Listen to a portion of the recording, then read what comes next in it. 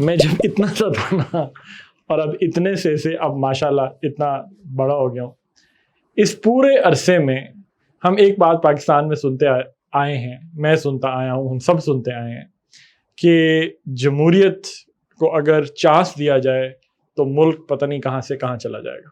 लेकिन जब भी एक जमहूरी पार्टी पावर में आ जाती है तो जो अपोजिशन होती है वो अपनी चालाकियों में लग जाती है, मैकेनेशंस बनाने लग जाती है हुकूमत को गिराने के लिए। आज का वर्ड है मैकेनेशन। मैकेनेशन का मतलब होता है क्लेवर प्लान, कोई स्कीम बनाना, कोई क्लेवर प्लॉट बनाना, एक कोई चालाक साजिश, एक चालाक किस्म का प्लान किसी नेगेटिव ऑब्जेक्टिव को अचीव करने के लिए। जनरली नेगेटिव सेंस में ये वर्ड यूज़ होता है। तो अगर मैं इसको सेंटेंस में यूज़ करूं तो मैं कह सकता हूं कि the machinations of the political machinations of the opposition failed to achieve their objective. So the political machinations जो हैं, जो सियासी साजिशें हैं opposition की, they failed to achieve their objective. अपने मकसद उन्होंने achieve नहीं किया। तो word है machination,